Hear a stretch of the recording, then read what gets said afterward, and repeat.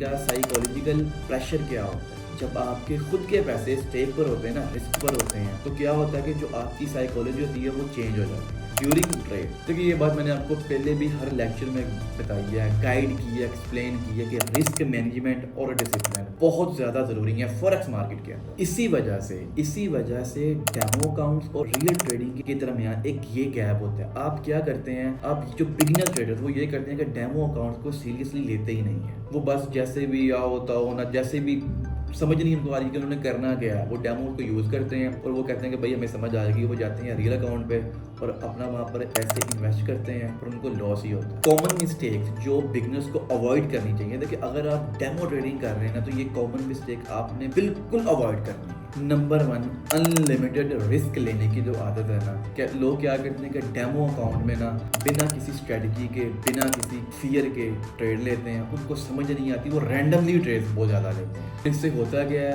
Real trading में जो ये वाली आपकी अप्रोच होती है, ये वाली साइकी होती है, ये आपके लॉस का सबब है। उसके बाद कह लें कि ओवर ट्रेडिंग की प्रॉब्लम। अब होता क्या है, सिंपल सी बात ये है कि डेमो अकाउंट्स के अंदर ना, जो डेमो अकाउंट्स हैं हमारे, उसके बाद उनके अंदर हमारे पास अनलिमिटेड फंड्स होते हैं। तो लोग क्या करते हैं, कह लें कि भाई तबाही फेर देते हैं ट्रेड ले लेके। उनको समझ नहीं आ रही कि उन्होंने ट्रेड लेनी कैसे है। अब इसमें होता ये है कि जैसे ही आप जाते हैं रियल अकाउंट में जाते हैं, रियल अकाउंट में आपका कैपिटल थोड़ा होता है, पर जो आपकी डिसिप्लिन बना होगा वो बना हुआ डेमो के लिहाज से। आप यहाँ भी आके रैंडम ट्रेड लेते हैं, अनलिमिटेड ट्रेड लेते हैं रियल अकाउंट में, रैंडमली लेते रहते हैं। उससे होता है कि आगे आपका अकाउंट सिर्फ वॉश होता है, सिर्फ और सिर्फ। ये सारी स्ट्रेटेजी बहुत बड़े लॉस का सबब बनती है। सिर्फ डेमो अकाउंट्स पर ही प्रैक्टिस करना। देखिए होता ये है कि अक्सर स्टूडेंट्स ऐसे करते हैं कि उनकी डेमो के अंदर ना, डेमो पे उनकी बहुत अच्छी प्रैक्टिस हो जाती है। उनको पता चल जाता है कि जो हमने स्ट्रेटेजी क्रिएट की है ना हमने, वो बहुत अच्छी है और वो प्रॉफिटेबल भी है। पर होता ये है कि भाई वो कॉन्फिडेंट नहीं हो पाते रियल में इन्वेस्ट करने के लिए। जिससे होता ये है कि वो 6 मंथ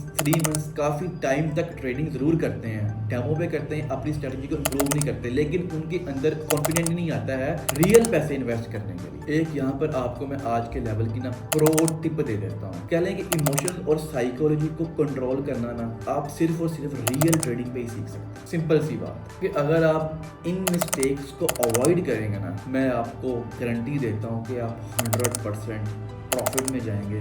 अब कभी भी रियल टाइम में अपना लॉस नहीं करेंगे, ये मैं आपको लिख के देता हूँ, अगर आप इन मिस्टेक्स को अवॉइड करें।